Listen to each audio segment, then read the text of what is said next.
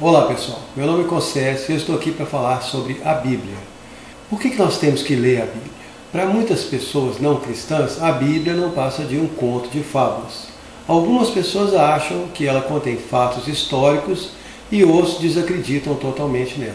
Até mesmo entre os cristãos, tem muitas pessoas que não acreditam na Bíblia toda. Alguns acreditam em parte dela e desprezam o resto. Existem muitas pessoas que falam mal da Bíblia, mas que realmente nunca leram. A própria existência da Bíblia já é em si um fato impressionante. Imagine um livro composto por 66 livros escritos por 40 autores diferentes que viveram em épocas diferentes, debaixo de culturas diferentes, governos diferentes, locais diferentes, ao longo de um período de mais de 4.000 anos.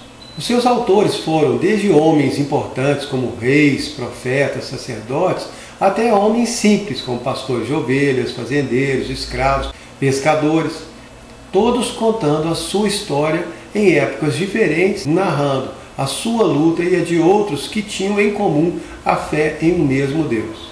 Esse livro, a Bíblia, sofreu muitas tentativas de destruição ao longo da história. Até a própria igreja no passado evitou que a Bíblia fosse lida. Mas a verdade é que ela foi escrita e preservada miraculosamente por todo esse tempo, apenas por uma razão: para que você possa lê-la. Algumas pessoas dizem que nós não podemos ter certeza que a Bíblia foi escrita por Deus. E como eu acabei de falar, ela não foi escrita por Deus. Como diz em 2 Timóteo 3,16, foi escrita por homens divinamente inspirados. Aí a pessoa fala, se a Bíblia foi escrita por homens, então nós não podemos acreditar nela como verdade única. Existem vários escritos e se Deus nos deu a livre escolha, nós podemos escolher naquilo que acreditamos. Sim, é verdade. Você pode escolher no que você quer acreditar. Mas se Deus realmente é Deus e Ele é todo poderoso, então Ele tem que ter o poder para preservar aqui na Terra um livro que contém a sua história verdadeira para nós podermos escolher entre todas as opções. E eu não conheço nenhum livro que tenha sido escrito da maneira sobrenatural que a Bíblia foi escrita.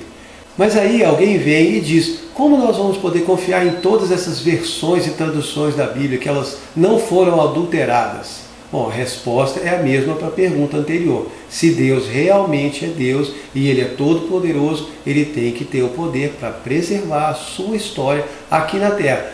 Caso contrário, nós vamos ficar sem nenhuma opção. Fora a Bíblia, existe uma tonelada de livros escritos por homens que se dizem sábios, mestres, professores, doutores, estudiosos, que você pode escolher ler e seguir. Mas você já leu a Bíblia?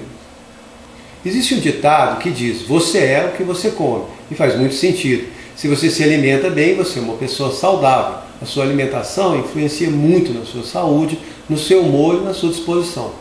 O nosso corpo precisa de alimento para sobreviver. Se você se alimenta mal, o seu corpo vai sentir.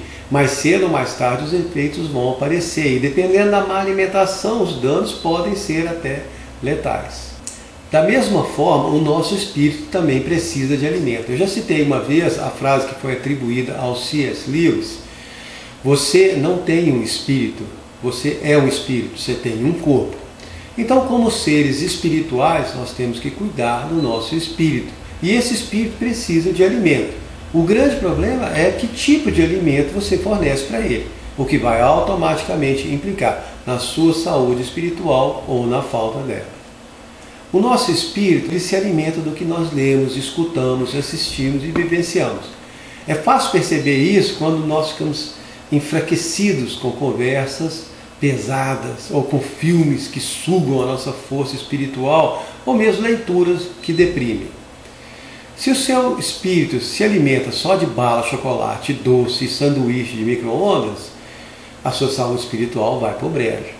E você se torna uma pessoa fraca espiritualmente, sem força para aguentar as pressões da vida, alguém perdido e espiritualmente sem rumo. Existem vários alimentos espirituais que vão dar só o suficiente para uma sobrevivência espiritual, mas não vão te fortalecer. Você vai viver com insegurança, com dúvidas, sem saber qual o verdadeiro sentido da sua existência. Eu perguntei se você já leu a Bíblia e comecei a falar de comida, porque a Bíblia é o alimento espiritual certo para a sua alma. Se ela é verdadeiramente a palavra de Deus, ela é o verdadeiro alimento para a sua alma e para o seu espírito. Em Mateus 4:4, Jesus falou: nem só de pão vive o homem, mas de toda a palavra que sai da boca de Deus. Em Jeremias 5,16, o profeta diz: achando as tuas palavras, logo as comi, e elas foram gozo e alegria ao meu coração. As verdades espirituais, elas não podem ser compreendidas por uma mente que é focada e só é alimentada pelo mundo material. A Bíblia fala em 1 Coríntios 2,14: o homem natural não compreende as coisas do Espírito, pois lhe parecem loucura, e não pode entendê-las, porque elas se discernem espiritualmente. A leitura da Bíblia é o seu alimento saudável, e como qualquer alimento, ela só funciona se você digerir. Quando alguém serve um prato de comida, você não pega ele, leva para o laboratório para fazer uma análise da estrutura molecular, da composição química, dá uma cheiradinha, uma provada e depois deixa de lado. Se você fizer isso, você não vai se alimentar. Se você lê a Bíblia apenas com uma mente analítica, você não vai digerir o alimento e a palavra não vai ter efeito em você. Isso acontecia muito com os escribas do passado. Quando não existia imprensa, eram eles que transcreviam as leis. Eles ficavam fazendo cópias e cópias de tudo, liam tudo, sabiam de cor, mas não digeriam. Foi por isso que no discurso de Estevão, antes dele ser morto, em Atos 7,51, ele disse: vós sempre resistis ao Espírito Santo, porque eles tinham a palavra, mas resistiam a ela. Eles resistiam a tudo que eles liam. Eles não tinham fome na palavra, das verdades contidas nela. Para eles era só um trabalho. Jesus falou em Mateus 5,6: bem-aventurados os que têm fome e sede de justiça, porque eles serão fartos. Se você não tem fome, você não come a comida. Você só analisa e deixa ela de lado, e isso não te alimenta. Uma vez eu conheci um sujeito que deixava a Bíblia no aparador do hall, na entrada da casa dele, e toda vez que ele saía, ele passava a mão na Bíblia para receber aquela força e o poder dela, e saía se sentindo ungido e todo forte. Mas era tudo uma fantasia na cabeça dele, igual você passar a mão no prato de comida e se sentir alimentado. Não funciona. Se você não parar, não comer, não vai te alimentar. Mesma coisa. Se você não parar, não ler com atenção e receber o que está escrito, não vai adiantar nada. Uma garota que conheci, uma vez me contou que seu grupo cristão ficou 2 horas estudando e analisando a passagem de João 10:9, onde Jesus fala: eu sou a porta. Ele fala: todo aquele que entrar por mim salvar-se-á. Entrará, sairá e achará pastagens. Eles ficaram lá debatendo o que é a porta, o que significa a porta, por que a porta, como que Jesus é a porta. É a mesma coisa que você enfiar uma garfada de comida na boca, ficar mastigando 2 horas, depois engolir, se levantar e sair da mesa. Não é assim que se come, isso não vai te alimentar. Não adianta ter muita análise, muito estudo, muito debate e pouca alimentação. Para se alimentar, primeiro você tem que estar com fome. Como no versículo que eu acabei de citar, Mateus 5,6. Bem-aventurados os que têm fome e sede de justiça, porque eles serão fartos. E também como fala em 1 de Pedro 2,2, desejai ardentemente como meninos recém-nascidos o puro leite espiritual, para por ele crescerdes. Aí então você come, digere aquilo que você está lendo, aceitando as verdades como uma criança. Foi por isso que Jesus falou em Marcos 10:15, que quem não receber o reino de Deus como uma criança, de maneira nenhuma entrará nele. Porque a Bíblia, para nós cristãos, é o livro que nós chamamos de a Palavra de Deus. Ela não foi feita para ser analisada, mas para ser recebida, escutada. Quando Deus fala, você não analisa, você escuta e recebe. Em Salmo 119, 130 fala que a exposição das tuas palavras dá luz e entendimento aos simples. Por que os simples recebem luz e entendimento das palavras de Deus? Porque eles aceitam de forma simples. É que nem um churrasco, você chega lá, vê aquela carne toda bonita lá e não fica analisando a carne, verificando, estudando a carne, você sente o cheiro, você vê que é gostoso, você come. Você não analisa uma sopa de legumes para ver qual que é a estrutura dela, você come a sopa. Ah, mas então você está falando que nós não podemos questionar a palavra? Sim, claro que pode questionar. Mas a diferença está na forma que você questiona. É como uma criança que não quer comer legumes e fica lá perguntando para a mãe: o que é que tem aqui no prato? O que é isso? Se você questiona para desacreditar, então nem perde tempo, não lê. Quem quer desacreditar não quer receber. Quem quer contestar nunca vai digerir a palavra. Mas se você tem dúvidas e quer esclarecer, então leia estudando, pergunte, questione e espere as respostas, porque a Bíblia tem as respostas que você procura. Jesus disse em João 6,63, as palavras que eu vos digo são espírito e vida.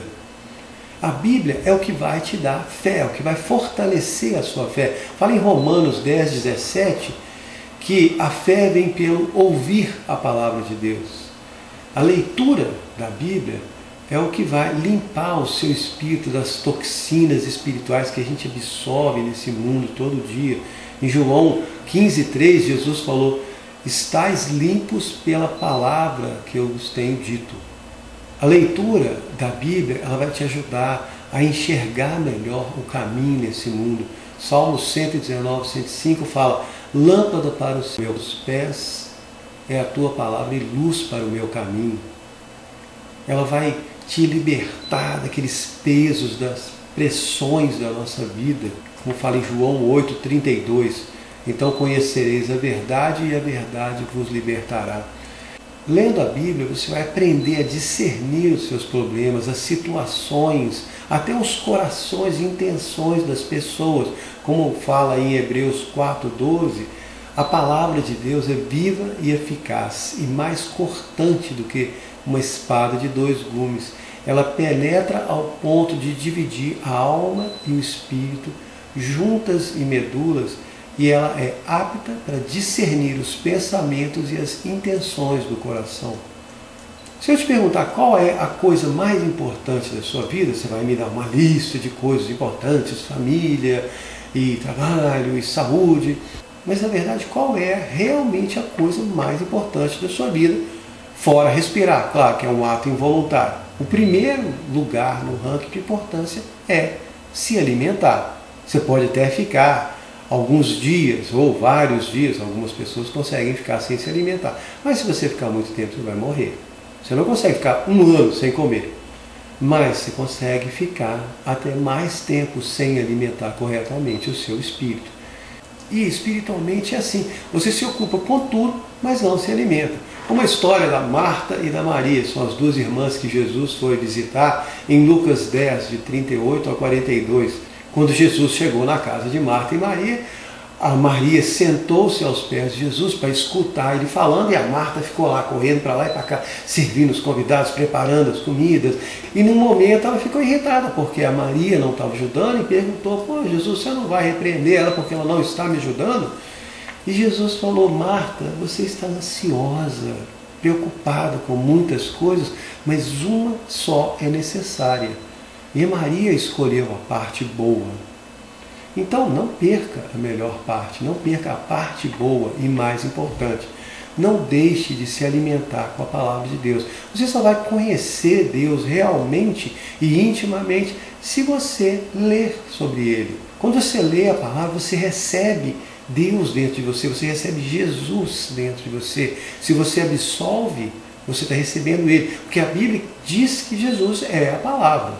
Em João 1,1 fala: no princípio era o verbo, era a palavra, e o verbo estava com Deus, e o verbo era Deus. No 14 fala: o verbo se fez carne, habitou entre nós, e vimos a sua glória, como a glória do unigênito do Pai. Então, Jesus é a palavra. Se você não sabe se ele existe, se ele é verdadeiro ou falso, se ele funciona, dê uma chance, comece a ler a Bíblia e comece a conhecer a sua história. Para quem quer começar a ler, eu recomendo que comece pelo Novo Testamento, os Evangelhos, para conhecer a história de Jesus. Depois vá ler o livro de Atos dos Apóstolos, que é muito interessante, e então os livros do Antigo Testamento, que são livros históricos. Eu gosto muito dos Salmos, dos Provérbios, do livro de Samuel e Reis, são muito bacanas, tem vários outros. Se você tiver dúvida, peça para Deus te ajudar. Como orou o rei Davi em Salmo 119, 18, Desvenda os meus olhos para que eu veja as maravilhas da tua lei. E se depois ainda continuar precisando de ajuda, procure alguém que lê a Bíblia e estuda. Ou se quiser, pode mandar um e-mail para mim. Mas não deixe de ler. Vai fazer uma diferença enorme na sua vida. Experimente, você vai gostar. Obrigado.